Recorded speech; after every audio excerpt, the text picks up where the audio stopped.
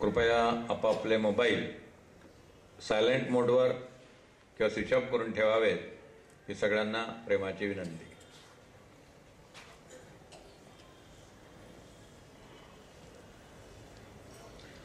अकराव्या दशकातला तिसरा समास आज आपण पाहणार आहोत. समर्थांचं हे वैशिष्ट्य आहे की अगदी ग्राउंड लेव्हलला जाऊन त्यांनी उपदेश केलेला आहे. तुम्ही आम्ही सामान्य प्रापंचिक लोक आहोत, गृहस्थाश्रमी आहोत. आपला व्यवसाय, आपली नोकरी, आपला प्रपंच ह्या दोन्ही गोष्टी सांभाळून भगवंताची आराधना कशी करायची, ईश्वराची प्राप्ती कशी करून घ्यायची, नरदेहाचं सार्थक कसं करायचं याचा उपदेश करताना समर्थांनी सकाळी उठल्यापासून रात्री निद्रेपर्यंत आणि जन्माला आल्यापासून मृत्यूपर्यंत आपला दिनक्रम कसा ठेवावा, कसं जीवन जगावं याचे अतिशय सुंदर बारकावे या समासात सांगितलेले आहेत. इतक्या ग्राउंड लेवलला जाऊन कुठल्याही संताने उपदेश केलेला नाही. सदा दात घासोनी तोंडा धुवावे, कळाहीन घाणर डेबा नसावे, दिसा माझी काही तरी ते लिहावे, प्रसंगी अखंडित वाचित जावे. हा समर्थाने विद्यार्थ्यांना केलेला उपदेश किती बारीक सारीक गोष्टी आहेत. म्हणजे हे जग झालंच नाही अशी तिची धारणा आहे. तो मनुष्य दात घासून तोंड धुतले पाहिजे, कपडे व्यवस्थित ठेवले पाहिजेत, ह्या बारीक सारीक गोष्टी सांगतो. स्वामी विवेकानंदांनी अतिशय सुंदर मूल्यमापन समर्थांचं केलेलं आहे. त्यांच्या एका ग्रंथात ते म्हणतात समर्थांबद्दल की ज्या वेळेला हा महापुरुष गुहेमध्ये राहत होता तेव्हा तो ब्रह्मानंदामध्ये मग्न असायचा. जेव्हा तो समाजामध्ये मिसळायचा तेव्हा भाकरी कशी भाजावी, शेती कशी करावी, भांडी कशी घासावीत, स्वयंपाक कसा करावा, या बारीक सारीक गोष्टींचं चिंतन तो करू शकत होता. स्वामींच्या शब्दात अध्यात्मनिष्ठ अंतर्मुखतेचा उत्तर ध्रुव आणि समाजनिष्ठ बहिर्मुखतेचा दक्षिण ध्रुव यांचा सुमधुर समन्वय आपल्याला समर्थांच्या जीवनामध्ये पाहायला मिळतो. अशी दोन टोकं फार क्वचित एके ठिकाणी पाहायला मिळतात. मना बोलणे नीच शोषित जावे, स्वये सर्वदा नम्र वाचे वदावे, ही एके ठिकाणी भाषा, तर दुसऱ्या ठिकाणी देवद्रोही तितके कुत्ते मारुनी घालावे परते. दोन टोकं आहेत. पण केव्हा केव्हा कोणकोणती ट्रीटमेंट लागू पाडायची, केव्हा कोणतं औषध द्यायचं, केव्हा इंजेक्शनवर भागरायचं आणि केव्हा ऑपरेशनच करायचं ते समर्थांना बरोबर माहिती होतं. हा समाज तसाच आहे. अतिशय सुंदर असा उपदेश समर्थांनी यात केलेला आहे. बहुता जन्मांचा सेवट, नरदेह सापडे अवचट, येथे वर्तावे चोखट, नीती न्याय श्रीराम. 2-3 मुद्दे लक्षात घ्यायचे. पहिल्यांदा, नरदेहामध्ये स्त्रियांचा सुद्धा अंतर्भाव आहे. अध्यात्मामध्ये जेव्हा नर हा शब्द येतो, नरदेह स्तवन असा समास येतो, त्याला मेल फिमेल हे फिलिंग असत नाही. जेव्हा पुरुष हा शब्द येतो त्यात दोन्ही असतात, स्त्री पण असते आणि पुरुष पण असतो. व्याकरणशास्त्राच्या दृष्टीनं स्त्री पुरुष हा भेद अध्यात्मात नाही, व्याकरणात आहे. समर्थाने म्हटलंय पुरुषांचा तो जीव आणि स्त्रियांची ती जीवी, ऐसी नव्हे की उठा ठेवी. स्त्रीचा पण जीवच आहे, पुरुषाचा पण जीवच आहे. स्त्रीच्या जीवाला की आपण जीवी म्हणत नाही. तसं नर म्हटलं की त्या स्त्रियांचा सुद्धा अंतर्भाव आहे. आणि हा नरदेह खूप जन्मांच्या यात्रेनंतर प्राप्त होतो, हे सगळ्या संतांचं म्हणणं आहे. बहुता जन्मांचा सेवट, समर्थाने म्हटले पाप पुण्य समता घडे तरी तर नरदेह जोडे. ज्या जन्मामध्ये पाप पुण्याचं बॅलन्सिंग समान होतं तेव्हा नरदेह प्राप्त होतो. पुनर्जन्म हे हिंदू धर्माचं व्यवच्छेदक लक्षण आहे. पुन्हा जन्म आणि कर्मशः विकास हे अन्य धर्मियांना मान्य नाही.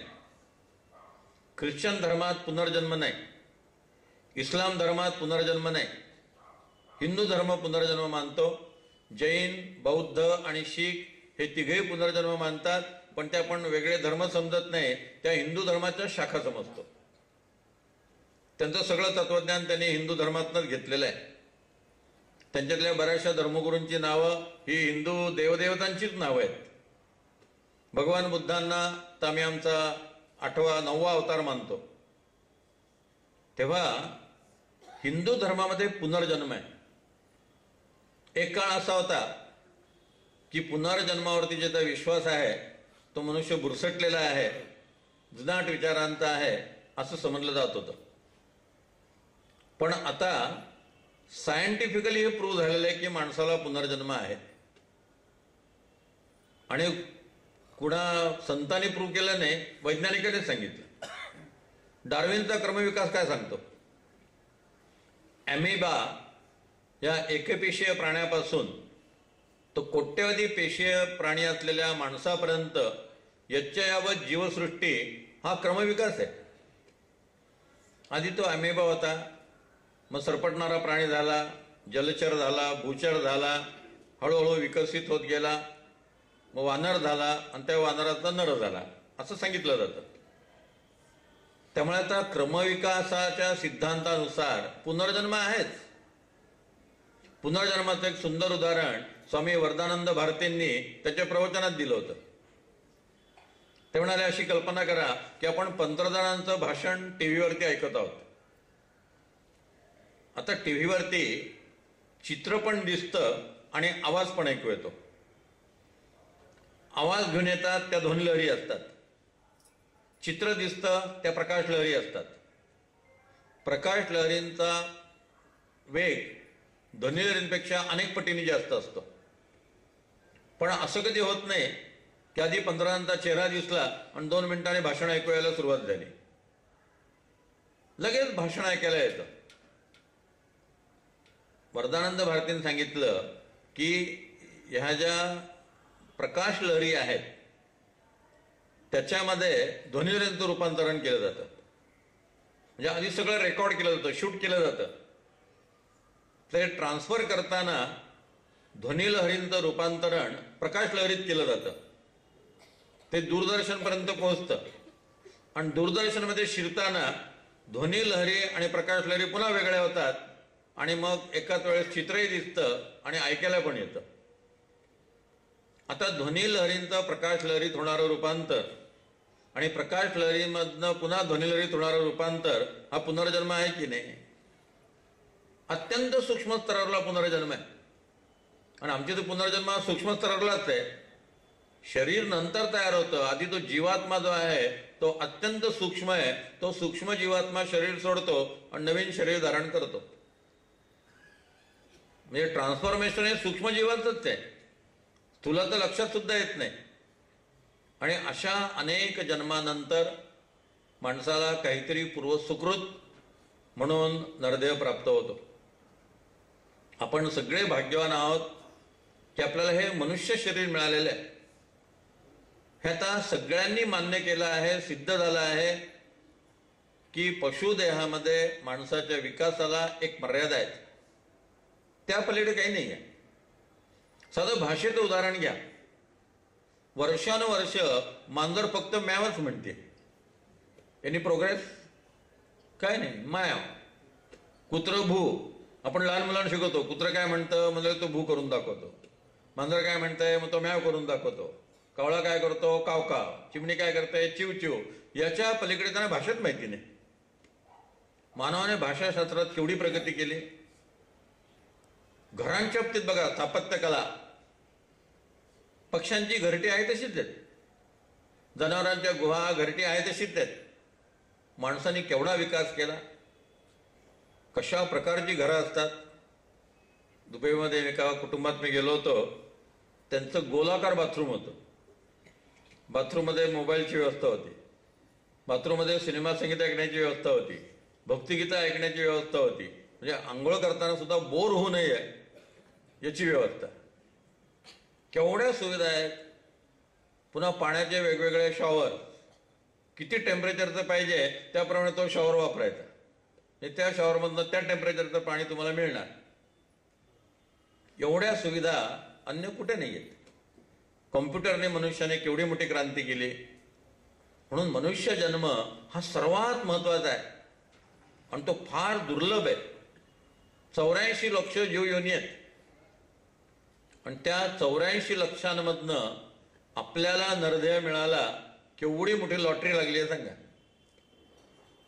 म्हणजे 1000 माणसं इंटरव्ह्यूला असले आणि त्यात 10 सिलेक्ट होणार असल्याने आपण सिलेक्ट झालो तर आपण लगेच स्वतःला लकी समजतो.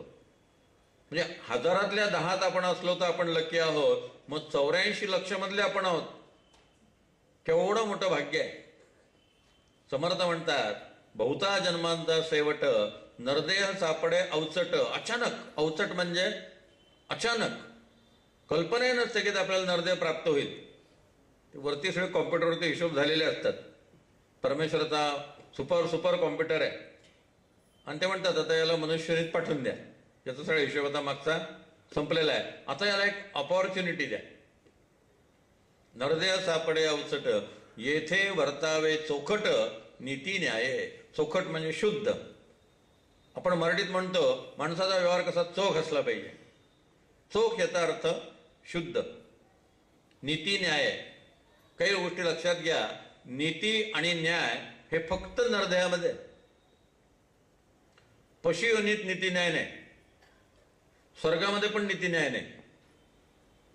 एखाद्या सिंहाने जर गाय खाल्ली तर त्या सिंहाला पाप लागत नाही. माणसाने गोमांस भक्षण केलं तर पाप आहे. मांजरानं उंदीर खाल्ला, मांजराला पाप लागत नाही. कुत्र्यानं कोंबडीवर अटॅक केला आणि कोंबडी खाऊन टाकली, कुत्र्याला पाप लागत नाही. कणकवलीच्या आमदाराने कोंबडी वड्यांचं आमंत्रण दिलं तर ते मोठं पाप लागतं. निवडणूक गमवावी लागते. माणसाने नीती आणि न्यायाने वागावं. नीती आणि न्याय स्वर्गामध्ये सुद्धा नाही आहे. सगळी इंद्राची प्रकरणं बघा. म्हणून तर माऊलीने म्हटलंय, स्वर्ग नरक वाटा चोरांच्या. स्वर्गे पापात्मक पुण्य जाईजे, नरके पापात्मक पापे जाईजे. जेणे मज एका ते पाविजे तेची शुद्ध पुण्य. माऊलींनी पुण्य पाप याखेरीज एक तिसरा शब्द सांगितलाय, शुद्ध पुण्य. हे शुद्ध पुण्य जे आहे ते पाप आणि पुण्य या दोन्हींच्या अतीत आहे. कारण पुण्य झालं तर पुन्हा शरीर धारण करून भोगावं लागतं. पाप झालं तरी पुन्हा शरीर धारण करून भोगावं लागतं. शुद्ध पुण्यामध्ये पुनर्जन्म नाही आहे. शुद्ध पुण्यामध्ये येणं जाणं नाही आहे. म्हणून शुद्ध आणि पावित्र्य हे फक्त नरदेहामध्ये. नीती न्याय फक्त गृहस्थाश्रमामध्ये. नीती न्यायाचा संबंध गृहस्थाश्रमीशी असतो. नीती न्यायाचा संबंध पशूंशी नाही, स्वर्गातल्या देवांशी नाही. महाभारतातलं ते प्रसिद्ध उदाहरण आहे, अर्जुनाचा पिता इंद्र. कर्ण हा सूर्यपुत्र, अर्जुन हा इंद्रपुत्र. म्हणून अर्जुन आपल्या बापाला भेटायला स्वर्गात गेला की आता महाभारत युद्ध नक्की आहे, तेव्हा वडिलांकडे काही शस्त्र मदत घ्यावी. म्हणून तो जेव्हा स्वर्गात गेला तर पिताश्री काय करत होते? नृत्य पाहत होते रंभेचं. रंभा उर्वशी यांचं नृत्य पाहण्यात मग्न होते. अर्जुन तिथे येऊन बसला. तोही एकाग्रतेने नृत्य पाहत होता. इंद्राला वाटलं की बहुतेक अर्जुनाच्या मनामध्ये उर्वशी भरलेली आहे. तिने उर्वशीला सांगितलं, आज रात्री तू अर्जुनाची सेवा कर. स्वर्गात नीती न्याय आहे का सांगा? स्वर्गात नीती अजिबात नाही आहे. अर्जुन हा पृथ्वी तलावरला असल्यामुळे, अर्जुन हा नर असल्यामुळे तो उर्वशीला म्हणतो की मी तुझं नृत्य पाहत होतो, ते माझी आई जर तुझ्यासारखी दिसायला सुंदर असती तर मी पण सुंदर झालो असतो. जसं शिवाजी महाराजांच्या कल्याणच्या सुभेदाराच्या सुनेला सांगितलं, अशीच आमची आई असती सुंदर रूपवती, आम्ही ही सुंदर झालो असतो बदले छत्रपती. ते अर्जुनाने महाभारतात त्यावेळेस म्हटलेले आहे. म्हणजे अर्जुनाकडे नीती न्याय आहे, इंद्राकडे नाही. स्वर्ग मुळातच सुखोपभोगासाठी आहे. पुण्य केलं स्वर्गात जा उपभोग घ्या, पाप केलं नरकात जा सडत राहा. आणि हा सगळा हिशोब संपला की पुन्हा नरजन्मात. क्षीणे पुण्याहा मर्त्य लोकम विशंती. भगवंताने गीतेत सांगितलंय सगळा पासपोर्ट संपला, व्हिसा संपला की पुन्हा लगेच पृथ्वीतलावरती. मग येथे वर्तावे चोकट नीती न्याय. नीती आणि न्याय फक्त माणसाला आहे. पशुपक्ष्यांमध्ये अनिती ही कल्पनाच नाही आहे. आता माणसांमधली काय राष्ट्रपशूंसारखी व्हायला लागलेली आहे. त्यांना गृहस्थाश्रमच माहिती नाही. परदेशामधल्या गृहस्थाश्रमाच्या सीमारेषा अतिशय धुसर आणि अस्पष्ट आहेत.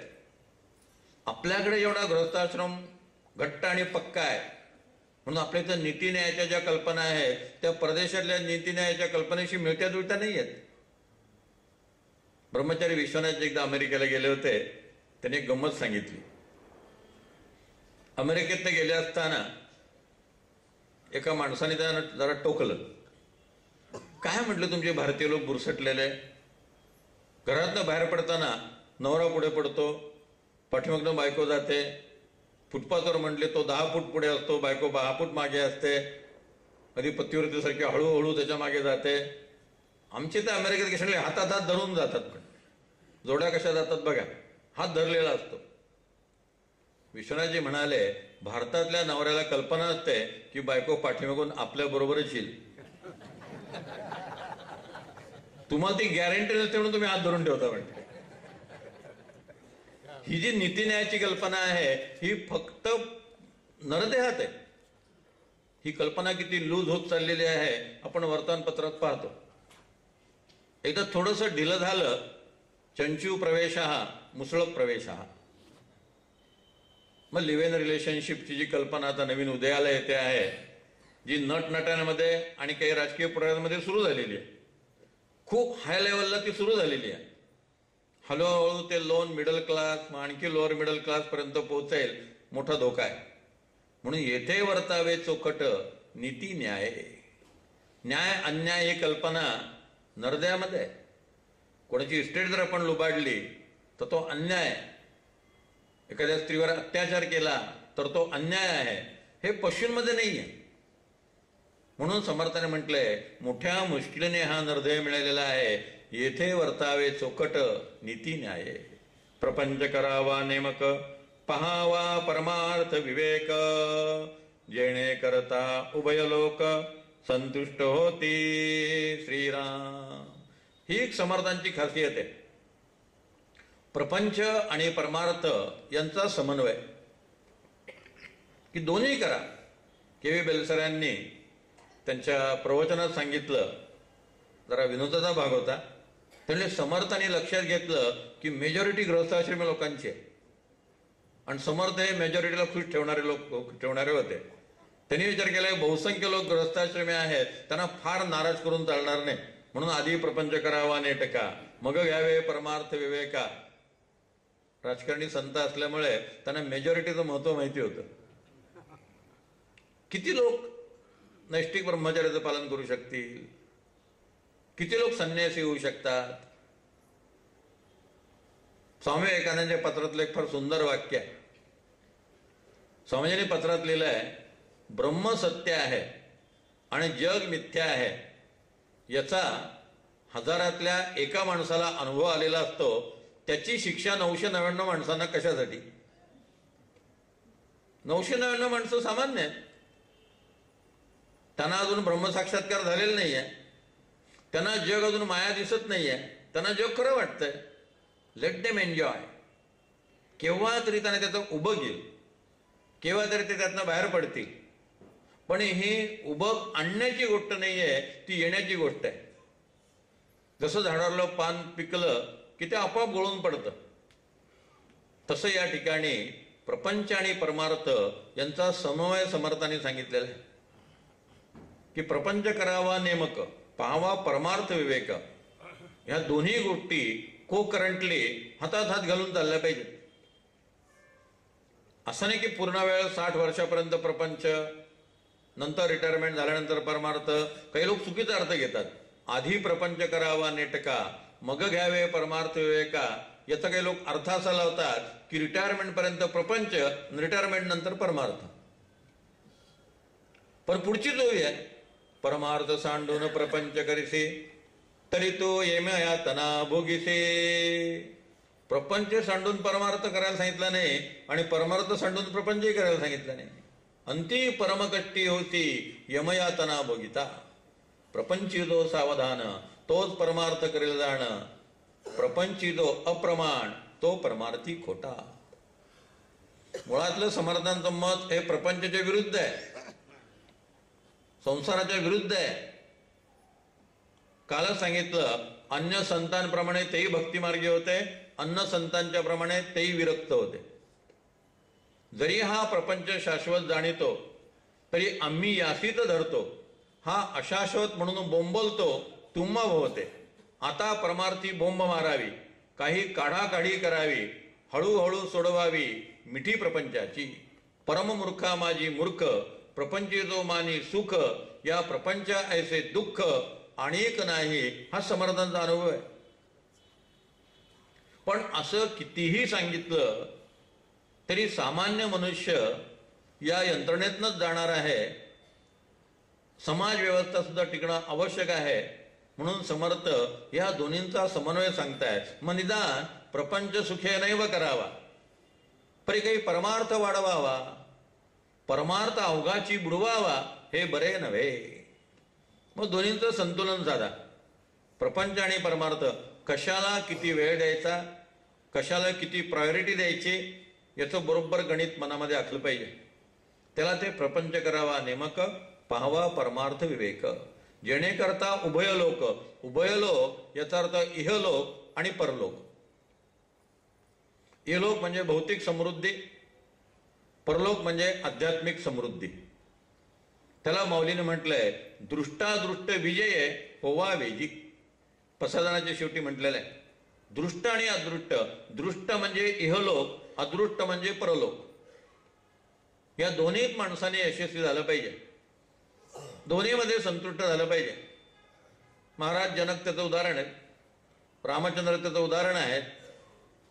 अनेक संत एकनाथ महाराज ज्यांचा आता उल्लेख कीर्तनामध्ये झाला ते त्याचंच उदाहरण आहे. मग या दोन्ही गोष्टींचं संतुलन माणसाने साधावं. पुढे समर्थांनी माणसाचं आयुष्य किती आहे आणि ते कसं वाया जातं ते सांगितलेलं आहे. शतवर्षे वय नेमिले त्याच बाळपण नेणता गेले, तारुण्य अवघे वेचले विषयाकडे श्रीराम. वृद्धपणी नाना रोग भोगणे लागे कर्मभोग, आता भगवंताचा योग कोणे वेळे श्रीराम. राजिक दैविक उदेग चिंता, अन्न वस्त्र देह ममता, नाना प्रसंगे औचिता जन्म गेला श्रीराम. लोक मरमरो जाती वडीले गेली प्रचिती, जाणत जाणत निश्चिती काय मानिले श्रीराम. अग्नगृहासी लागला आणि सावकाश निदेला, तो कैसा म्हणावा भला आत्महत्यारा श्रीराम. पुण्यमार्ग अवघा बुडाला, पाप संग्रह उदंड झाला, येमयातनेचा झोला कठीण आहे श्रीराम. तरी आता ऐसे न करावे, बहुकविके वर्तावे, इहलोक परत्र साधावे दोहीकडे श्रीराम. सतत संतुलनावर समर्थांचं भर आहे. समर्थ एक समन्वयाकार आहेत, समन्वयाचार्य आहेत. सगळ्या गोष्टींचा समन्वय. शतवर्षे वय नेमिले. परमेश्वरांनी आपल्याला सँक्शन केलेलं आयुष्य किती आहे? 100. आपण त्याचा काय केला? सदुपयोग केला का दुरुपयोग केला? 40व्या वर्षी हार्ट फेल, 24व्या वर्षी हार्ट फेल, जन्मतः डायबिटीज, लहानपणापासूनच कावीळ, मूल आजारी झाले की सुरुवातच आहे रोगांची. कोणी नियम मोडले? पर्यावरण कोणी नष्ट केलं? प्रकृतीचे नियम कोणी धाब्यावरती बसवले? मोरारजी देसाई सांगायचे की मी शास्त्राला धरून वागलेलो आहे, आरोग्यशास्त्राचे सगळे नियम मी पाळलेले आहे. मी नक्की 100 वर्ष जगेन. आणि बरोबर 100व्या वर्षी मोराजी गेले. 100 वर्ष जगले. आचार्य रामसुखदास महाराज 100व्या वर्षी त्यांनी देह ठेवला. मोर्शी अण्णासाहेब कर्वे 108 वर्ष जगले. गांधीजी 78 वर्षापर्यंत तब्येत अगदी टुणटुणीत होती, व्यवस्थित होते. म्हणजे नथुराम गोडसेने जर आपल्यावर उपकार केले नसते तर आणखी 21 वर्ष त्याने राष्ट्राला छळलं असतं, वाट लावली असते आणखी देशाची. म्हणजे गांधी सुद्धा 100 वर्ष जगले असते. कोणी आयुष्य कमी करून घेतलं? नाना प्रकारचे टेन्शन, नाना प्रकारचे ताणतणाव, नाना प्रकारचे स्पर्धा, द्वेष, मत्सर, या सगळ्यामुळे आयुष्य कमी होतं. परमेश्वरांनी सँक्शन केलं 100 वर्षाचं आयुष्य. पण आरोग्याचे नियम न पाळल्यामुळे, पर्यावरण बिघडवल्यामुळे निरामय जीवन आता दुर्मिळ होत चाललेलं आहे. एका कुटुंबात मी गेलो होतो. 15 दिवसाचा मुलगा, 15 दिवसाचा, त्याला डायबिटीज डिटेक्ट झाला. डॉक्टरांच्या लक्षात आलं की ना डोळ्यांनी दिसत नाहीये. मग का दिसत नाहीये याचं जे इन्व्हेस्टिगेशन झालं तर त्या 15 दिवसाच्या मुलाला ओव्हर शुगर होती आणि म्हणून डोळ्यासमोर नीट दिसत नव्हतं. मी गमतीने म्हणतो, अजून काही दिवसानंतर मुलं चष्म्यासकट आणि कॉलर सकटच जन्माला येतील. Born with specs, born with collar, spondylosis. मातेच्या गर्भातच स्पॉन्डिलायसिस घेऊन बाहेर आला आणि कॉलर सकट.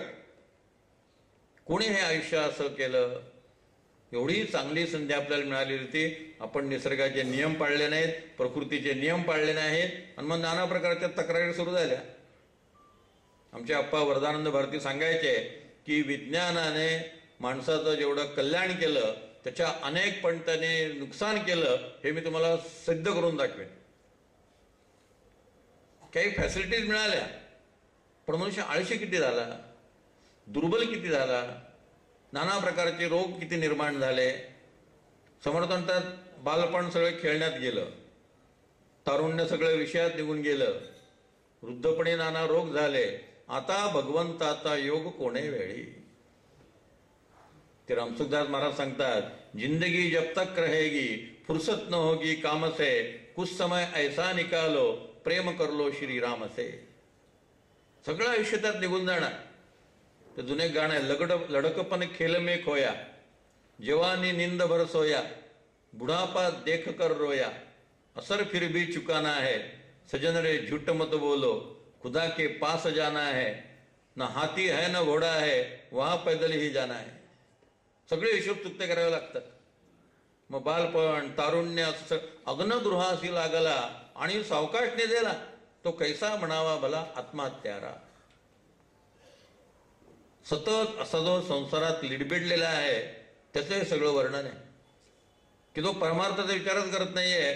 फक्त ईट, ड्रिंक अँड बी मेरी, खाओ पिओ मजा करो, ऐश करो. इंद्रियजन्य सुख हे ज्याचं सर्वस्व आहे, सांसारिक सुख हे ज्याचं सर्वस्व आहे, अशा माणसाला समर्थ रामदास या ठिकाणी जागे करतायत की अरे पुण्यमार्ग अवघा बुडाला, पापसंग्रह उदंड झाला, यमयातनेचा झोला कठीण आहे. केव्हा यातनं बाहेर पडणार? एक सुंदर इंग्रजी वचन आहे, nobody wants to die, nobody knows to live. कोणालाच मरण नको असतं, नोबडी वॉन्ट्स टू डाय, पण नोबडी नोज टू लिव्ह. जीवन कसं जगावं हे सुद्धा माणसाला माहिती असत नाही. मग दुनिया में अगर आए है तो जीना पडेगा, जीवन भी अगर जहर है तो पीना पडेगा. कस तरी आपलं जगत असतात लोक. मुंबईतली ती धावपळ पाहिली आणि प्रश्न पडतो की कसं हे लोक जगतात. पण मनुष्य जीवन जगत राहतो. ते कसं जगावं हे समर्थ या ठिकाणी सांगतात. म्हणतात आता तरी सावध राहा, प्रयत्न करा. पण मनुष्य आळसामुळे प्रयत्न करत नाही. आळसाचे फळ रोकडे, जांभया देवन निद्रा पडे, सुख म्हणून आवडे आळस लोका श्रीराम. साक्षेप करिता कष्टती, परंतु पुढे सुरुवाडिती, खाती जीविती सुखी होती यत्ने करोनी श्रीराम. आळस उदासना गवणा आळस प्रयत्न बुडवणा आळसे करंटपणाच्या खुणा प्रकट होती श्रीराम. म्हणून आळस नसावा तरी जपा विजय वैभवा परत्री परत्री जीवा समाधान श्रीराम. समर्थांचे दोन शत्रू आहेत, एक आळस आणि दुसरा दुश्चित्तपणा. आणि समर्थांचा सर्वात जीवलग मित्र म्हणजे प्रयत्नवाद. केल्याने होत आहे रे आधी केलेची पाहिजे यत्न तो देव जाणावा अंतरी धरिता बरे. पुढे 12व्या दशकातला 9वा समाज यज्ञ निरूपण आहे, त्यातही दिनचर्या सांगितलेली आहे. पुन्हा 18व्या दशकातला 9वा समाज प्रयत्नाबद्दलचाच आहे. सदैव लक्षणा समाज प्रयत्नाबद्दलचाच आहे. महंत लक्षण प्रयत्नाबद्दलचीच आहेत. आधी कष्ट मग फळ कष्टची नाही ते निर्फळ साक्षे पिवणे केवळ वृथा पुष्ट. समर्थांतात हाताला रेषा बदलता येतील, ज्योतिषाला हात दाखवू नका. रेखा तितकी पुसुनी जाते प्रत्यक्ष प्रत्ययासी येते. डोळे झाकणी करावी ते काय निमित्ते. जो भविष्य सांगतो त्याच्याकडे जाऊ नका, जो भविष्य घडवतो त्याच्याकडे जा. संत भविष्य घडवतात, समर्थ माणसाचा पुरुषार्थ जागा करतात. स्वामी विवेकानंदांचं वचन आहे, the old religion said that he was an atheist who did not believe in God, but my new religion says that he is an atheist who does not believe in himself. If you believe in 33 crore gods and if you don't believe in yourself, then you are an atheist. 33 कोटी देवांवर विश्वास आहे पण स्वतःवरती विश्वास नाही. स्वामीजी म्हणतात तुम्ही नास्तिकच आहात. आस्तिक तो आहे ज्याचा स्वतःवरती विश्वास आहे. समर्थ म्हणतात केल्याने होता आहे रे रेखा तितकी पुसुनी जाते घालून आकलेचा प्रवाड व्हावे ब्रह्मांडाहुनी जाड तेथे कैचे आणले द्वाड करंटपण आपल्या पुरुषार्थ वैभवे बहुतास सुखी करावे परंतु कष्टी करावे हे राक्षसी क्रिया. पुरुषार्थावरती प्रयत्नावरती समर्थांचा विलक्षण भर आहे. आणि त्यांचे शत्रू म्हणजे आळस आणि दुश्चित्तपणा. आळस म्हणजे काही करायला नको, कंटाळा आला. आणि दुश्चित्तपणा म्हणजे जे काम करतो आहे त्याच्यामध्ये लक्ष नाही. दुश्चित्तपणामुळे काही सुधरतच नाही. लिहित असतो लिहिताना चुका होतात, वाचत असतो वाचताना चुका होतात, चालताना कुठेतरी ठेच लागते, कप धुवायला लागला कप फुटला, दूध घेऊन आला दूध सांडलं, काही ना काही भानगडी सतत सुरू. दुश्चित्त मनुष्य हा कुठेही एकाग्रतेने काम करू शकत नाही. दुश्चित्तचे उलट शब्द आहे एकाग्रता, वन पॉइंटेडनेस. मन एके ठिकाणी स्थिर असणं हे एक ध्यानच आहे. एकाग्रतेने स्वयंपाक करणं हे स्वयंपाकघरातलं ध्यान आहे. स्वामी विवेकानंद म्हणायचे मला उघड्या डोळ्याने ध्यान करणारा मनुष्य हवा आहे, मला डोळे मिटून ध्यान करणारा मनुष्य नको. डोळे मिटून ध्यान सोपं आहे, उघड्या डोळ्याने ध्यान अवघड आहे. सगळी कर्म करत राहायची आणि मन शांत आणि स्थिर ठेवायचं याचे इतकं कौशल्य कुठलं नाही. अनेकदा नुसतं ध्यानाच्या नावाखाली मनुष्य आळशी होण्याची शक्यता असते, तमोगुण वाढण्याची शक्यता असते. ध्यान ही जीवनातली एक आवश्यक गोष्ट आहे, लक्षात ठेवा. मी ध्यानाच्या विरुद्ध सांगत नाहीये. उघड्या डोळ्यांनी ध्यान करणारा मनुष्य की सगळं जग समोर दिसतंय आणि मन विचलित नाहीये, दॅट इज परफेक्शन. त्याच्यात परिपूर्णता आहे. स्वतः स्वामी विवेकानंद तासनतास ध्यान करत असत. स्वामींची रात्रीची वेळ होती. स्वामी विवेकानंद रात्री 10ला ध्यानाला बसायचे आणि सकाळी 6ला उठायचे. ध्यानातनं 8 तास ध्यान करायचे. समर्थांच्याबद्दल गिरीधर स्वामींनी लिहून ठेवलंय की समर्थ जेव्हा माणसांचा कंटाळा यायचा आणि थोड्या एकांताची आवश्यकता असायची तेव्हा म्हणायचे मी आता जरा झोपायला जातो.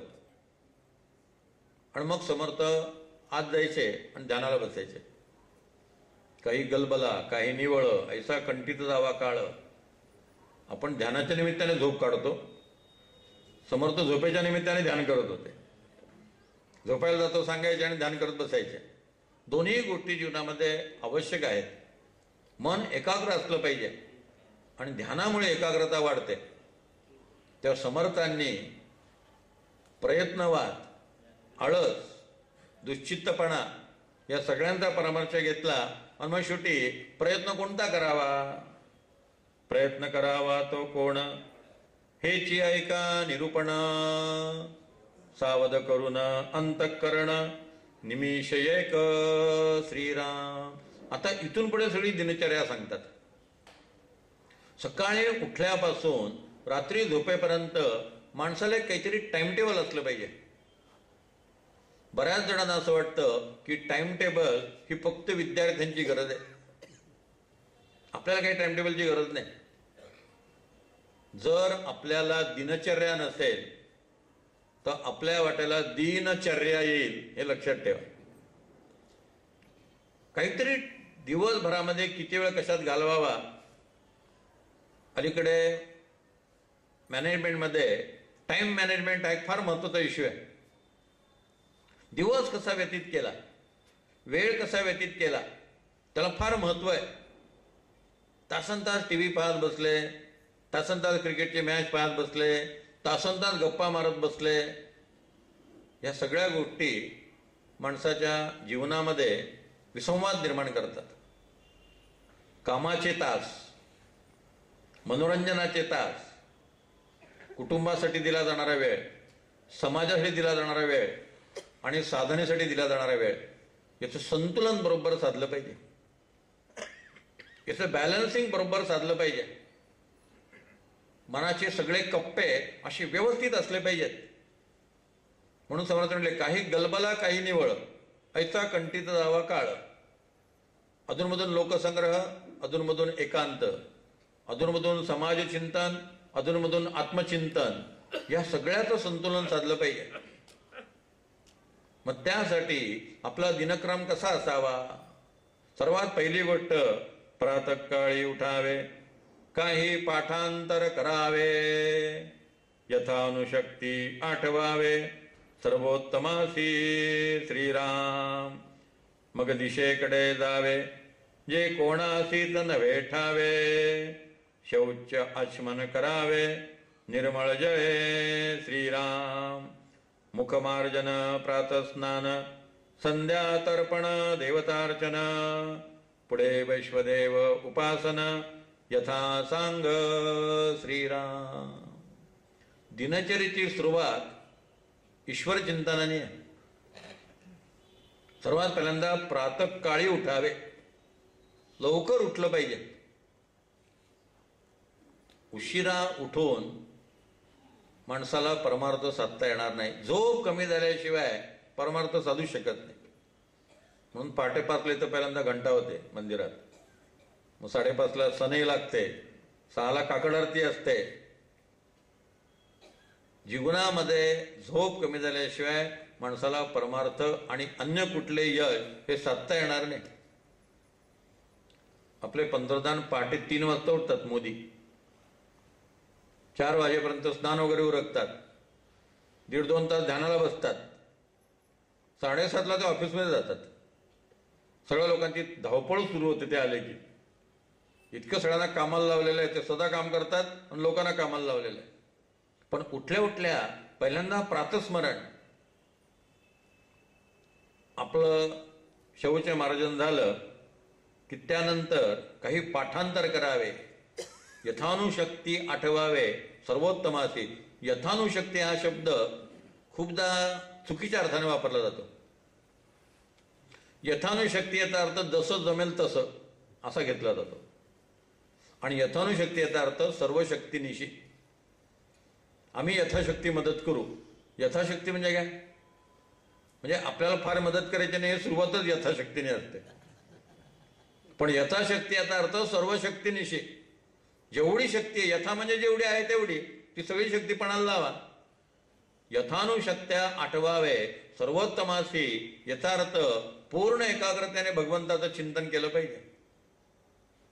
सकाळची वेळ अशी असते की मोबाईल येण्याची शक्यता सर्वात कमी, फोन वाजण्याची शक्यता सर्वात कमी, टीव्हीवरले कार्यक्रम सुरू झालेले नाही आहेत, शेजाऱ्यांचे टीव्ही अजून सुरू झालेले नाही आहेत, झोप शांत झालेली असल्यामुळे मन एकाग्र होण्यास पूर्णपणे अनुकूल असतं.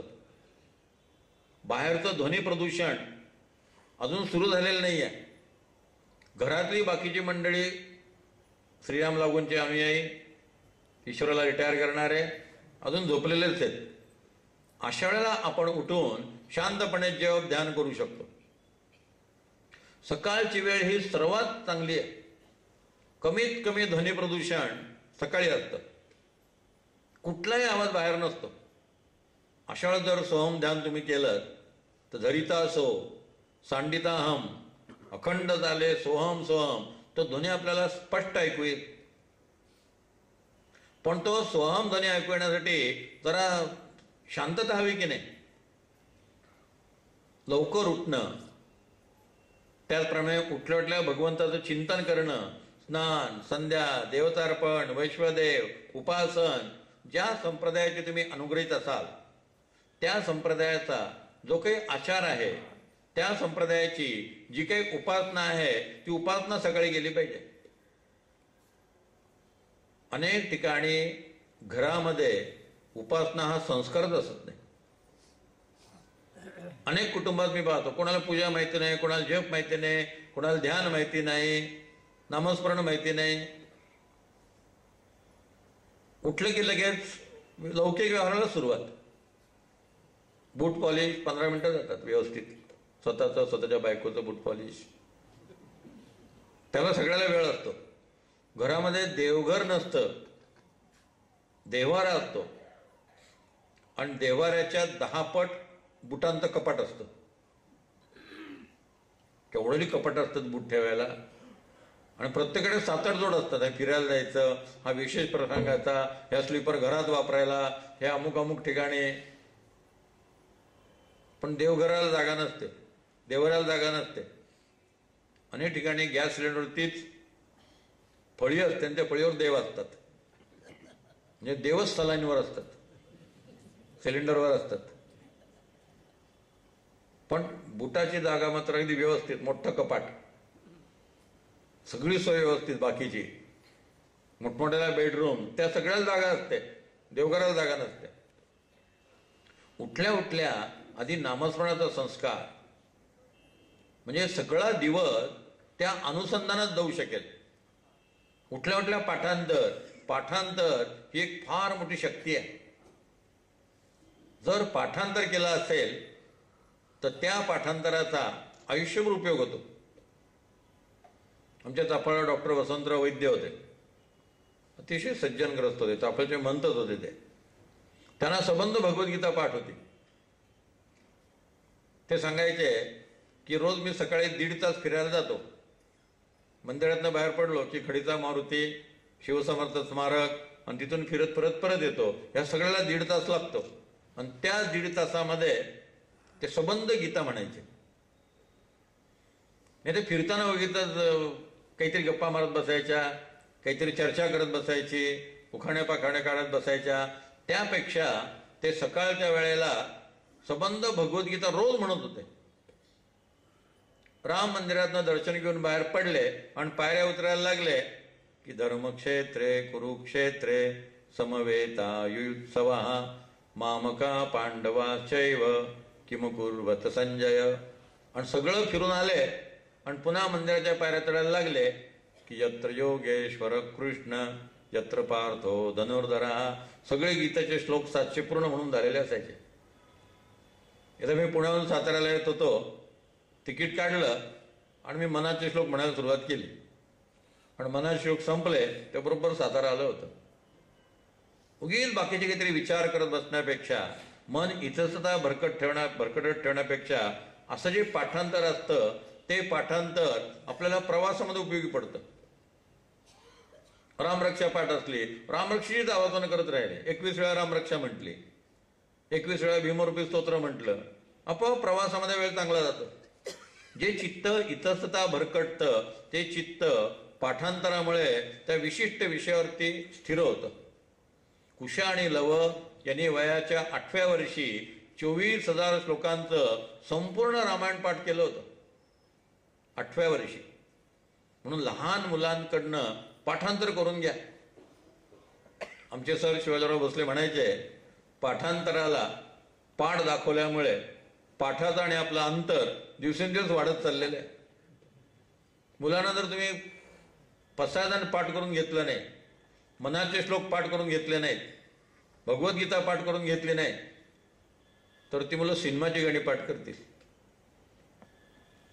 एका इंग्रजी लेखकाने म्हटलंय, let me know the songs on the lips of your pupils and I will tell you the future of your nation. तुमच्या मुलांच्या ओठावरती कोणती गाणी आहेत मला सांगा, तुमच्या राष्ट्राचं भवितव्य काय आहे ते मी तुम्हाला सांगतो. कुठली तरी थर्ड क्लास गाणी मुलं पाठ करत राहतील, त्यापेक्षा लहानपणी त्यांना रामरक्षा पाठ करून घ्या. लहानपणी पाठांतर हे अतिशय स्वाभाविक असतं. पाठांतर म्हटलं की मला ल रा पांगारकरांचा एक प्रसंग आठवतो. ल रा पांगारकर यांना मोरोपंतांचं चरित्र लिहायचं होतं. कैवर्य मोरोपंत हे बारामतीचे. बारामती म्हटलं की आपल्याला भलतंच काहीतरी आठवतं, पण बारामती म्हणजे मोरोपंत एवढं लक्षात ठेवा. मोरोपंतांची बारामती आहे, तिथं मोरोपंत वाचनालय आहे. मी 2-3दा मोरोपंतांवर व्याख्यानाला तिथे गेलो होतो. त्यानिमित्त हा प्रसंग मी वाचला की ल रा पांगारकरांना मोरोपंतांचं चरित्र लिहायचं होतं. मोरोपंतांचं आडनाव पराडकर. ते बारामतीतल्या पराडकर वाड्यामध्ये आले. मोरोपंत हे पांगारकर म्हणजे रामदासी. ते त्या वाड्यामध्ये उभे राहिले. मोठ्यांदा समर्थांचा श्लोक म्हटला, जय जय रघुवीर समर्थ म्हटलं आणि ओम भवती भिक्षांदेही म्हटलं. त्या बाई भिक्षा घेऊन आल्या. तेव्हा पांगारकर म्हणाले, मला ही भिक्षा नको आहे. मला असं कळलं की मोरोपंतांच्या आर्या तुमच्याकडे काही अप्रकाशित बाडा आहेत, ते बाड मला भिक्षा म्हणून हवंय. तिने नवऱ्याला हाक मारली. बघा म्हटले काय म्हणतात. नवरा भिक्षा घेऊन आला. नवरा बाहेर आला. त्याने विचारलं, त्यांनी पाहिलं कमरेला आपलं पंचा गुंडाळलेला, खांद्यावरती गोपर्ण आहे, काय फटकं व्यक्तिमत्व आहे, याला काय मोरोपंतांची आर्या कळणार. त्यांनी विचारलं, आर्या कशाशी खातात माहिती आहे का तुम्हाला? 2-4 आर्या पाठ म्हणून दाखवाल का? 2-4 आर्या पाठ म्हणून दाखवाल का? असं जेव्हा मोरोपंतांच्या मुलांनी त्याने विचारलं, तेव्हा ल रा पांगारकर आर्या म्हणायला सुरुवात करतात. ते 1.5 तास आर्याच म्हणत होते. बहुत करावे पाठांतर, कंठी धरावे ग्रंथांतर, भगवत कथा निरंतर करीत जावी. उदंड असावे पाठांतर, सन्निधची असावे विचार. किती समर्थाने पाठांतराला महत्व दिलेलं आहे. 1.5 तास ते आर्या म्हणत राहिले. मुलगा पुढे आला. त्याने पांगारकरांच्या पायावरती डोकं ठेवलं आणि म्हटला, मोरोपंतांचे खरे वंशज तुम्ही आहात म्हटले, आत या. आणि त्यांनी सगळी अप्रकाशित बाळं त्यांना दिली. मोरोपंतांचं सर्वोत्कृष्ट चरित्र ल रा पांगारकरांनी लिहिलेलं आहे. तुकाराम महाराजांचं सर्वात उत्कृष्ट चरित्र ल रा पांगारकरांनी लिहिलेलं आहे. अभ्यास कसा करावा ल रा पांगारकरांकडनं शिकण्यासारखं आहे. विजयराव भटकरांना तुकाराम महाराजांवरलं पुस्तक पाहिजे होतं. मी त्यांना ल रा पांगारकरांचं चरित्र दिलं. त्यांचा मला 2 महिन्यांनी फोन आला की तुम्ही केवढा मोठा अद्भुत ठेवा मला दिलात म्हटले. केवढा व्यासंग आहे ल रा पांगारकरांचा. म्हणून सकाळी उठलं की पाठांतर, ध्यान, जप, पूजा, एके ठिकाणी बसून भगवंताची आराधना. मग जो आपला संप्रदाय असेल त्या संप्रदायात आपल्या गुरुनी आपल्याला जो मंत्र दिला असेल, जी दीक्षा दिली असेल, जी उपासना दिली असेल, ती उपासना सकाळी उठल्या उठल्या केली पाहिजे. जसं पंढरपूरला आषाढी एकादशीला जायचं असलं म्हणजे इनॉक्युलेशनची लस घ्यावी लागते. ती लस तुम्ही घेतलीत की किती गर्दीत मिसळा, त्या चंद्रभागेत स्नान करा, तुम्हाला काही त्याचं प्रदूषणाचा त्रास होत नाही. रोगराई जरी असली तर तुम्ही सुरक्षित राहता, कारण तुम्ही ती लस टुचून घेतलेली आहे. तसं संसारामध्ये दिवसभर नाना व्यवहार करावे लागतात. नाना ठिकाणी जावं लागतं. समर्थांच्या शब्दात न जावेची तेथेची लागेल जावे, न खावेची जे तेची लागेल खावे, म्हणे दास उदास काही न व्हावे, बरे वोखटे सर्व साहुनी न्यावे. त्यासाठी सकाळी उठल्या उठल्या नामस्मरण, उठल्या उठल्या ध्यान, उठल्या उठल्या काहीतरी उपासना, अशी व्यक्तिगत आराधना करून भगवंताचं चिंतन, आणि मग काही फळाहार घ्यावा, मग संसार धंदा करावा, सुशब्दे राजी राखावा, सकळ लोक श्रीराम. ज्याचा ज्याचा जो व्यापार तेथे असावे खबरदार, दुश्चित्तपणे तरी पोर वेढा लावी श्रीराम. चुके ठके विसरे सांडी आठवण झालिया सरपडे, दुश्चित्त आळसाची रोकडी प्रचित पहा श्रीराम. या कारणे सावधान सदा एकाग्र असावे मन, तरी मग जेविता भोजन गोड वाटे श्रीराम. विलक्षण भर सावधानतेवरती आहे. दुश्चित्तच्या विरुद्धचा एकाग्र हा शब्द आहे, तसा दुश्चित्तच्या विरुद्ध सावधान हा शब्द आहे. समर्थ संप्रदाय या ग्रंथात सेतुमधुराव पगडी लिहितात, सावधान शब्द ऐकून समर्थ रामदास लग्नमंडपातनं पळाले. पुढे ते 62 वर्ष जगले. पगडींसारखा चिकित्सक संशोधक लिहितो की ह्या 62 वर्षामध्ये समर्थांच्या हातून एकही चूक घडली नाही, कारण ते अखंड सावधान होते. सावधान शब्द ऐकला आणि जे सावध झाले, आयुष्यात एक प्रमाद नाही. चुकून या माणसाला जवळ केलं, या माणसाने याचा त्रास दिला, चुकून हा निर्णय घेतला, चुकून मठ इथं बांधला गेला, अजिबात नाही. प्रत्येक निर्णय अचूक, कारण सतत सावधानता, प्रत्येक गोष्ट डोळ्यात तेल घालून. म्हणून अखंड सावधानता हा समर्थांचा अगदी लाडका शब्द आहे. संप्रदायाची जी लक्षणं आहे, मुख्य हरिकथा निरूपण, दुसरे ते राजकारण, तिसरे ते सावधपण सर्व विषयी. सतत सावध असलं पाहिजे. चुके ठके विसरे सांडी आठवण झाली या चरपडी, दुश्चित आळसाची रोकडी प्रचित पहा. दुश्चितपणाची उदाहरणं दिलेली आहेत. काम करायला सांगितलं, चूक झाली. कुठेतरी गेला बाजारामध्ये, कोणीतरी खिशातलं पाकिट मारलं, फसवलं. किंवा 500ची नोट दिली, 100 रुपयाची भाजी घेतली आणि 400 रुपये घ्यायची विसरून गेला. घरी परत आला, वडिलांनी विचारलं हिशोब काय, किती पैसे शिल्लक राहिले. तेव्हा सगळे ततप. तिथे गेल्यानंतर दुकानदार म्हटलं, मला मी तुमचे पैसे दिलेले आहेत, मला बाकी काही माहिती नाही. 400 रुपयाला फटका बसला. कशामुळे फटका बसला? दुश्चित्तपणामुळे. मग दुश्चित्त ठके विसरे. प्रवचनाला आला तर छत्री घेऊन आला होता की पाऊस असण्याची शक्यता आहे. पाऊस नव्हता, छत्री इथंच विसरली. पिशवी आणली होती, पिशवी इथंच विसरली. दुश्चित्तपणा. सांडे. चहा कपात ओतायचा, बशीपर्यंत येतो चहा, कप भरून पुन्हा बशीत चहा सांडतो, त्या माणसापर्यंत नेईपर्यंत पुन्हा खाली सांडतो. अरे थोडंसं व्यवस्थित जपून जरा, शिस्तबद्ध, मर्यादितता, प्रमाणबद्धता. पण अशा सारख्या बारीक सारीक चुका ज्या आहेत त्या सतत होत राहतात, कारण एकाग्रता नाही, लक्ष नाही आहे. म्हणून ज्याचा ज्याचा जो व्यापार तेथे असावे खबरदार. आपल्या प्रत्येक कामामध्ये आपलं पूर्ण लक्ष असलं पाहिजे. गोंधळकर महाराजांचं एक सुंदर वचन आहे. गोंधळकर महाराज म्हणतात, आपण कोणाला फसवू नये, पण आपण कोणीतरी फसवलं तर फसणार नाही एवढं धूर्त असलं पाहिजे. म्हणून हनुमंताचं वर्णन करताना धूर्त वैष्णव गायका. सहसा भक्त जो असतो तो धूर्त असत नाही, जो धूर्त असतो तो गायक असत नाही, जो गायक असतो तो वैष्णव असत नाही. ज्या दुर्मिळ जोड्या सांगितल्या समर्थांनी त्यात गायक आणि वैष्णवजनी, गाणारा हा सहसा भक्त असत नाही, तो कलावंत असतो. त्याचं लक्ष सगळं काळी दोन काळी चारकडेच असतं. एक मन गुंतलेश्वरी कोणे चिंतावा श्रीहरी, सांडून देव सर्वज्ञ नादामध्ये व्हावे मग्न, हे तो प्रत्यक्ष विघ्न आडवे आले. त्यामुळे गाणारा मनुष्य क्वचित भक्त असतो. प्रसिद्ध गाणाऱ्याला सांगा इथं उत्सव चालू आहे, एक सेवा म्हणून 2 तास भजन म्हणा. ते लगेच पैसा, व्यवस्था, माईक सिस्टीम, हॉल सगळं त्यांचं ते गणित सुरू होईल. माझा कार्यक्रम, माझी संगीत रजनी, आणि पुन्हा कुठे उतरणार, त्यांचं ते 5 स्टार हॉटेल, अशा खोलीत राहतील का ते?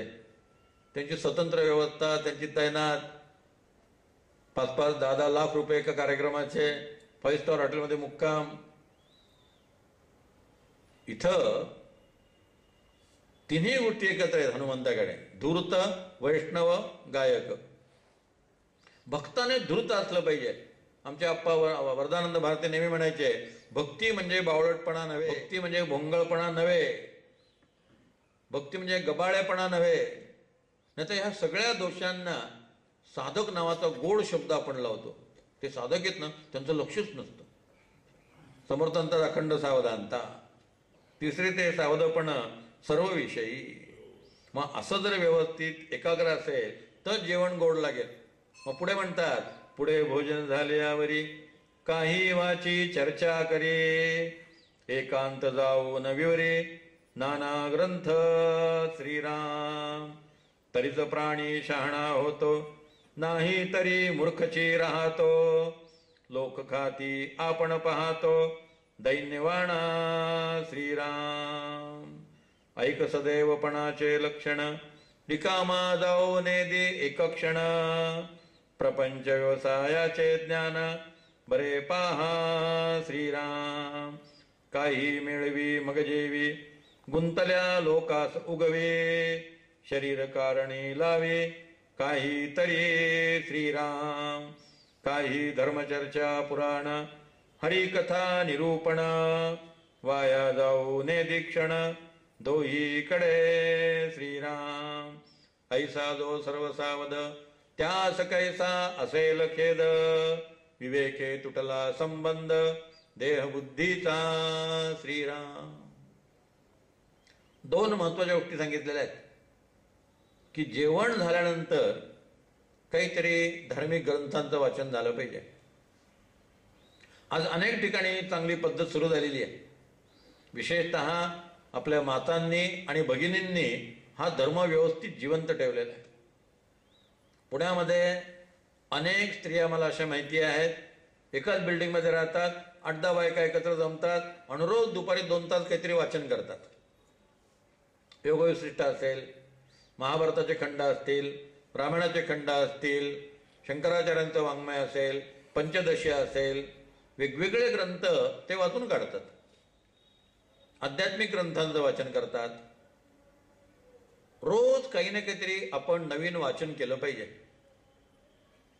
आपल्या दिनचर्येमध्ये 1 तास व्यायामासाठी, 1 तास उपासनेसाठी आणि अर्धा तास सद्ग्रंथांच्या वाचनासाठी, असा 2.5 तास जर आपण स्वतःसाठी ठेवत नसू तर आपण अपराधी आहोत, एवढं फक्त लक्षात ठेवा. We are guilty. काहीतरी व्यायाम, शरीर तंदुरुस्त असलं पाहिजे. त्याच्या जोडीला जप, ध्यान, उपासना, भक्ती याचा अंतर्भाव असला पाहिजे. आणि अर्धा तास आध्यात्मिक ग्रंथांचं वाचन केलं पाहिजे. आध्यात्मिक ग्रंथ वाचताना सुद्धा साहित्यिकांचे सटरफटर ग्रंथ वाचू नयेत. वेगळ्या अँगलमधनं रामदास मांडलाय, काल मी म्हटलं, असले थर्ड क्लास पुस्तकं वाचू नयेत. ओरिजिनल संत वाङ्मय वाचावं. डायरेक्ट तुकाराम महाराजांचा गाथा, त्याच्यावरलं सखे निरगावकरांचं भाष्य, डायरेक्ट सार्थ दासबोध, त्याच्यावरती पांगारकर, बेलसरे, आठले या अधिकारी सत्पुरुषांनी लिहिलं विवेचन, डायरेक्ट ज्ञानेश्वरी, त्याचं मामासाहेब दांडेकर, साखरे महाराज यांच्यासारख्या सत्पुरुषांनी केलेलं विवेचन. मूळ संत वाङ्मय वाचावं. त्याला समर्थांनी जाड कथा म्हटलेलं आहे. जाड कथा म्हणजे ओरिजिनल, स्टँडर्ड, भारदस्त, वजनदार, हलकं फुलकं नाही. हलकं फुलकं म्हणजे पुलं वपू, हलकं फुलकं टाइमपाससाठी बरं आहे. ज्याला जीवनामध्ये खोली साधायची आहे त्या माणसाने जाड कथामध्ये दे रे राम, संत वाङ्मय वाचलं पाहिजे. वाल्मिकींचं रामायण, व्यासांचं महाभारत, या सगळ्या गोष्टी आत्मसात केल्या पाहिजेत. चाणक्यांचं चरित्र, संतांची चरित्र, आणि ती सुद्धा दर्जेदार लोकांनी लिहिलेली. गोंधळकर महाराजांचं चरित्र वाचायचं असेल के.व्ही. बेलसऱ्यांचं वाचा. महाराजांचं यथार्थ दर्शन बेलसऱ्यांच्या चरित्रामध्ये आहे. रामकृष्ण परमहंसांचं चरित्र वाचायचं असेल शारदानंदांचं वाचा. समर्थांचं चरित्र वाचायचं असेल नानासाहेब देव किंवा अनंतदास रामदासी यांनी जे समर्थांचं चरित्र लिहिलेलं आहे, साधकांनी लिहिलेलं वाचावं किंवा सिद्धांनी लिहिलेलं वाचावं, साहित्यिकांनी लिहिलेलं कधी वाचलं नाही. मग काहीतरी वाचन, चर्चा. खूपदा आपल्याला असं वाटतं की आपण आध्यात्मिक कादंबरी वाचली म्हणजे देवाचं वाचलं. खूपदा कादंबरीकार जर व्यसनी असेल तर त्या कादंबरीत तो काय घुसडेल आणि स्वतःच्या काय काय गोष्टी लिहिल काही सांगता येत नाही. पंडितांचे ग्रंथ वाचू नयेत, संतांचे ग्रंथ वाचावेत, सत्पुरुषांचे ग्रंथ वाचावेत. अवांतर साहित्यिकांच्या ग्रंथाला हात सुद्धा लावू नये. मी जरा अनुप्रासात्मक भाषेत सांगत असतो, चित्त चलित आणि विचलित करणं हे ललित आणि दलित साहित्याचं फलित असेल तर साधकाने त्याला हात सुद्धा लावू नये. आणि चित्ताला निश्चितपणे निश्चिंत करणं हे संत वाङ्मयाचं फलित असेल, साधकाने फक्त संत वाङ्मय वाचावं. आपण भाग्यवान आहोत. किती ग्रंथ उपलब्ध आहेत. नुसतं बाहेर पडलात की बघा केवढे ग्रंथ आहेत. आपल्या घरात स्वतःचं छोटेखानी ग्रंथालय असलं पाहिजे. प्रत्येक मराठी माणसाकडे गाथा असली पाहिजे, ज्ञानेश्वरी असली पाहिजे, दासबोध असला पाहिजे, तुकाराम महाराजांचे अभंग असले पाहिजेत, नाथांचं भागवत असलं पाहिजे. ही आपली खरी संपत्ती आहे. 2 टीव्ही तिकडे काय तिकडे काय याची काही आवश्यकता नाही आहे. पण अशा प्रकारचे कपाट असलं पाहिजे आणि त्या कपाटात आपले निवडक ग्रंथ असले पाहिजेत. मग काही वाची, नुसतं वाचन म्हटलेलं नाही, चर्चा करी. समर्थांचा स्तर किती इंटेलेक्च्युअल आहे लक्षात घ्या. नुसत्या पारंपरिक वाचनाला ते महत्व देत नाहीत. वाचून त्याच्यावर चर्चा करा, विचार विनिमय करा, वादविवाद करा. वादे वादे जायते तत्वबोधा, त्यातनं तत्वबोधाकडे या, सुखसंवाद करा. अशा पद्धतीनं रोज कुठल्या तरी ग्रंथाचं वाचन असलं पाहिजे. आचार्य विनोबा भावे म्हणायचे, ज्या दिवशी मी काही वाचलेलं नसेल त्या दिवशी मी मेलेलो असेल. रोज काहीतरी नवीन वाचलं पाहिजे. वर्तमानपत्र म्हणजे वाचन नव्हे, वर्तमानपत्रातले आर्टिकल म्हणजे सुद्धा वाचन नव्हे. कारण मीडिया एक फार मोठं वेगळं प्रकरण आहे, त्याचं मी सांगत नाही. काय लिहितील, काय छापतील, काय प्रसार करतील काही सांगता येत नाही. वर्तमानपत्रातलं सगळं खरं असतं, दूरदर्शनवरलं सगळं खरं असतं असं कधीही समजू नका. म्हणून ओरिजिनल स्टँडर्ड ग्रंथ वाचावेत. त्याला समर्थांनी समूळ ग्रंथ म्हटलंय. समूळ ग्रंथ पाहिला विणं, उगाच ठेवी जो दूषण. समूळ ग्रंथ पाहायचा याचा अर्थ ओरिजिनल, मूळ म्हणजे ओरिजिनल. ओरिजिनल ग्रंथ बघा. मुळातली ज्ञानेश्वरी वाचा. समजत नसेल तर मग साखरे महाराज, बाबा महाराज पंडित किंवा मामासाहेब दांडेकर किंवा रंगनाथ शास्त्री यांच्या अधिकारी पुरुषांची त्याची टीका वाचा, त्यांचं भाष्य वाचा. अशा पद्धतीनं एवढा जो सावध असेल त्याला कुठलाही खेद असणार नाही. आणि एवढं चांगलं वागल्यानंतर जर जीवनामध्ये एखादा वाईट प्रसंग आला तर त्याच्यावरती समर्थांनी फार मोठं टॉनिक दिलंय. आहे तितके देवाचे, ऐसे वर्तने निश्चयाचे, मूळ तुटे उद्वेगाचे, येणे रीती श्रीराम. देवाच्या इच्छेने वर्तावे, देव करील ते मानावे, तरीच मग स्वभावे, कृपाळू देव श्रीराम. कर्म उपासना आणि ज्ञान, येणे राहे समाधान, परमार्थाचे जे साधन, तेची ऐकत जावे श्रीराम. इति श्रीदासबोधे गुरुशिष्य संवादे, शिकवण निरूपण नाम, समास तिसरा श्रीराम. एवढं सगळं करून सुद्धा काही दुर्घटना घडू शकते. काय घडेल सांगता येत नाही. स्वतः समर्थांनीच वैराग्य लक्षण दशक 3 समास 10 त्यात सांगून ठेवलंय. कोण समयो येईल कैचा, याचा नव्हे की भरोसा, जैसे पक्षी दाही दिशा उडवून जाती, कोण जाणे कैसे वेळ. कासया होतोसी व्याकुळ. कोणता प्रसंग काही सांगता येत नाही. सगळं तुम्ही व्यवस्थित वागत आहात आणि तरी सुद्धा एखादी अभद्र घटना घडून जाईल, एखादं संकट येऊन जाईल, ज्याची कल्पना केली नव्हती असं दुःख तुमच्या ताटात वाढलं जाईल. पण आहे तितके देवाचे, परमेश्वराची काहीतरी योजना आहे, परमेश्वराची काही इच्छा आहे. दाय विल बी डन. तू जे म्हणतोस ते मला मान्य आहे, तू सांगशील ते मला मान्य आहे, माझी त्याच्याबद्दल काही तक्रार नाही, अशी साधकाची भूमिका असली पाहिजे. कितीही मोठा प्रसंग घडला तरी आपली भगवंताबद्दल कधीही तक्रार असता कामा नये आणि भगवंताने असं कसं केलं असं मनात येता कामा नये. मी इतकं देवाचं केलं, देवाला आमचं चांगलं पाहावलं नाही असं म्हणणारे लोक आहेत. तुमचं चांगलं न पाहावेला देव काय तुमचा शेजारी आहे का? देव तुमच्या शेजारी आहे, पण देव तुमचा शेजारी नाहीये. आणि तो नुसता शेजारी नाहीये, सर्वस्यचाम हृदय सन्निविष्टा, हृदयातच व्यापून आहे. ईश्वर सर्वभूतानां हृदयेश्वर्जुन तिष्ठती, तो आतच आहे. त्याची काहीतरी योजना असेल. तुकाराम महाराजांवर संकट आली नाहीत. तुकाराम महाराजांची प्रत्येक संकटावर प्रतिक्रिया काय? बरे झाले देवा बाईला कर्कशा, बरे झाले देवा वाजले दिवाळे, पोर मेले बरे झाले देवे माया सोडविले. मुलाच्या मायात अडकला असतो, पोरगा मेला बरं झालं. बायको गोड बोलणारी असते, सारखा टीव्ही पाहत बसलो असतो तरी का दुरावा, रेशीम गाठी, सगळं आयुष्याचं मातेरं झालं असतं. बरं झालं बायको संतापणारी निघाली, मी आपला विठ्ठल मंदिरात भजन करत बसलो, चांगलं झालं. जे होतं ते चांगल्यासाठी होतं. Everything happens for good. आपल्या जीवनामध्ये जे घडतं ते आपल्या हितासाठी घडतं, चांगल्यासाठी घडतं. आपलं हित कशात आहे ते आपल्यापेक्षा परमेश्वराला जास्त माहिती असतं. तर परमेश्वर कधीही कोणावर अन्याय करत नाही, कायम लक्षात ठेवा. निदान या पादुकांच्या निमित्तानं, या प्रवचन मालिकेच्या निमित्तानं एक मनामध्ये आयुष्यभर ठाम श्रद्धा ठेवा की भगवंत कधीही कोणाचं वाईट करत नाही.